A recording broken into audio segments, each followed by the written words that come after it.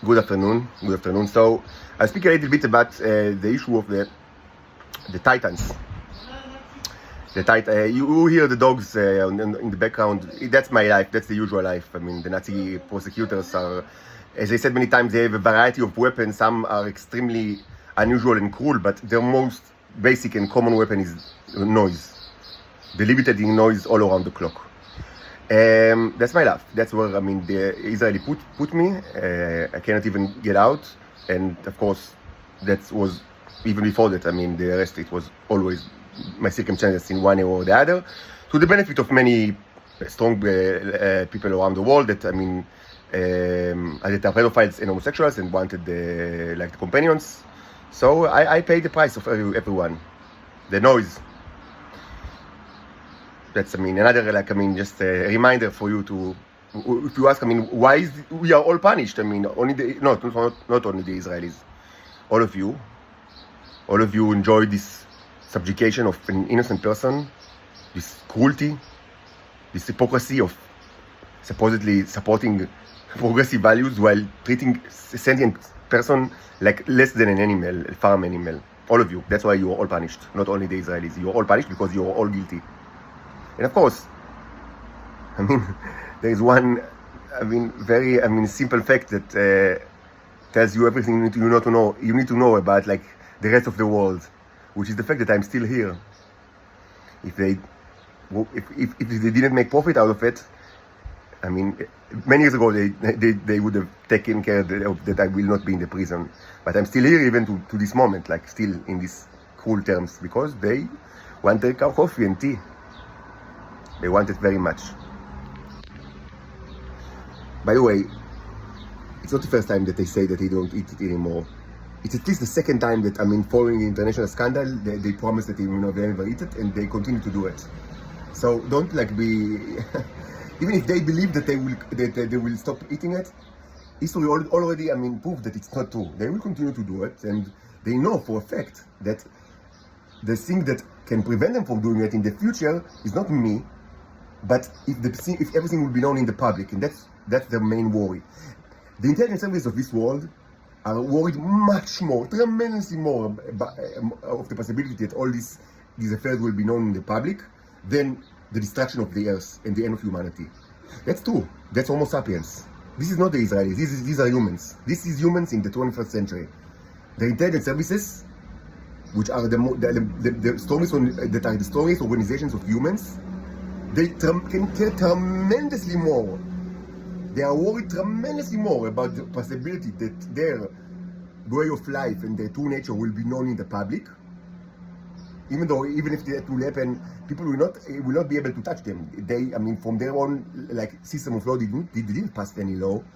So it's not that they're going to sit in jail, but they want to keep them in their style, lifestyle. And this is tremendously more important to them than the destruction of Earth, which is going to be any day now. But they don't care at all. Right now, they are more occupied with how they prevent this information from leaking than maybe they can save humanity. And that's a fact. That's why I'm still in the Nazi prison. This is the true reason why I'm here. They already know that the implication of me staying here is the end of mankind. They know it already. It's a known fact throughout most of the intelligence services of the world. But what they ask themselves now is how can they stop the torture of the Israelis while maintaining the status quo that I cannot speak at all, so this information will be controlled. Of course, the answer is it's impossible and you are all going to die, but they don't care about it at all. And that's a fact. If it wasn't true, they were all right now, here, getting me out of here, with whatever they have, whatever soldier or whatever that they have, it was here now, rescue me from the Nazi prison. Because there is no higher priority, even possibility of higher priority than to rescue me from the Nazi prison. They don't do it because they want this to be a secret, and they know that I open my mouth.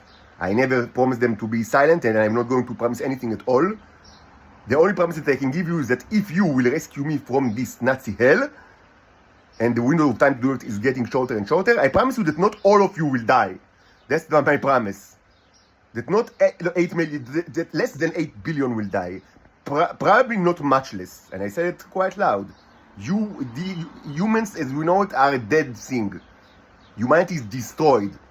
I am not sure it's annihilated, but I'm certain that the difference between total annihilation and destruction, and back to, a much weaker state, without any hope of ever, becoming a space-faring civilization.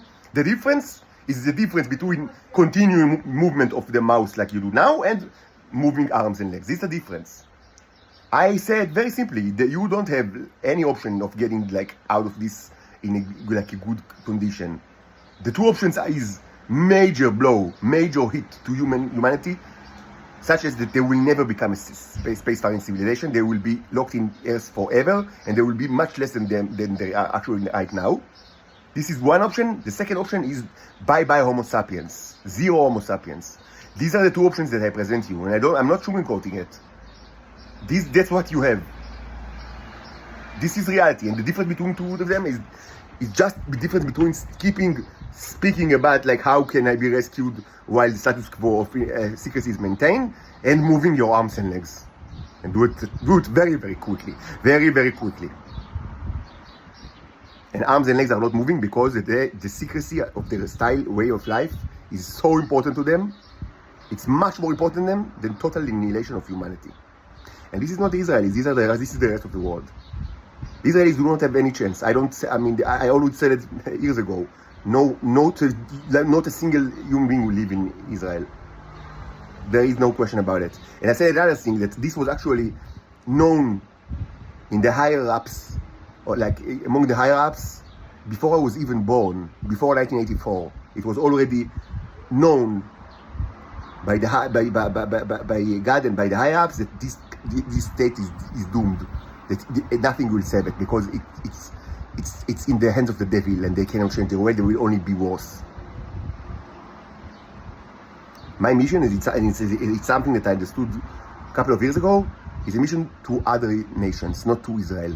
Of course, in order to do it, I must have the only possibility was that I am born here, because I needed to see the stuff and I needed to understand the things that was very difficult to understand, the way that almost impossibly difficult to do it, even if when I'm when I'm born in Israel. But if I weren't born in Israel, it was 100% impossible to actually know the things that I've learned. It was impossible. So I had to live here and try to study here and to be to do everything that I did here. But it was from the moment I was born, 1984, it was known that this would be a mission for other nations, because the Israeli people are doomed.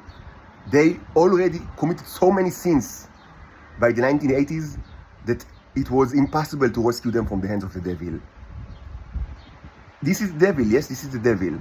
And I'm not accustomed to speak about the devil, because in Judaism, the place of Satan or the devil is not that pronounced like it is in Christianity. Even though Christians actually borrowed the concept of devil and the Satan, they borrowed it from Judaism, as many as other stuff, but it was not a developed concept in Judaism, and it never were. So I'm not used to speak about devil and Satan. This is Christian discourse that I tell you that was for most of my life was alien to me. But one of the things that I understood during the last couple of years, that this is a reality, that Satan is real. This is reality. The devil is real. And selling yourself to the devil always it can equal to one person or to a complete nation. But it always starts with kind of materialistic argument. Do the bad things because everybody's doing it, and it's you will get a lot of money of it, and it will be materialistic to your benefit. But if you ultimately, it does not serve any materialistic objective. After some times you keep doing your sins and more sins without getting anything out of it, even from the purely materialistic sense. And it was clear that Israel is in this situation long ago, that they act in a completely irrational way, even from the most opportunistic and materialistic and egoistic perspective. You cannot explain what they do.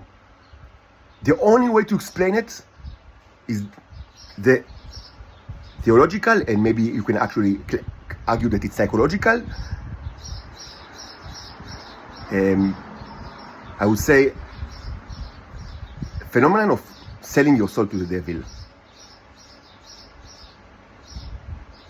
Being like in a position that you feel compelled to satisfy an unlimitedly hungry ego against the any kind of like interest of you and your offspring.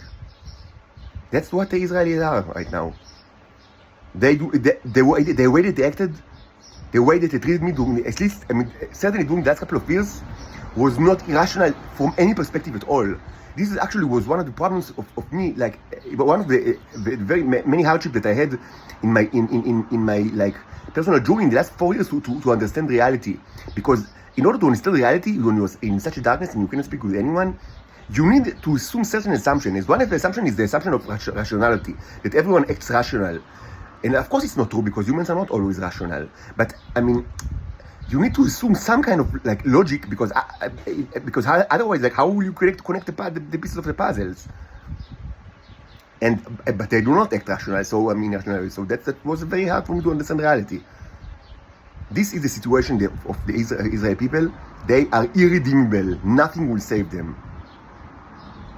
And the rest of the world will be somewhat saved if they will move arms and legs. If the mouth will not be moved at all, if the tongue will cease action, if only the arms and legs will be moving, and they will do it fast. And the fact that I'm still here and no one moves an arm and leg is very simply because they are afraid of the information will be known in the public, because I never said that I will like hold any information from anyone, and they know that I'm not going to do it, and that's what scares them much more than the destruction of mankind. Of humankind. And that's reality. This is the reality right now. So what I want to do to speak a little bit about the Titan females. So I see that it's I mean, let's start another video, just I mean for so it will be like logically separated.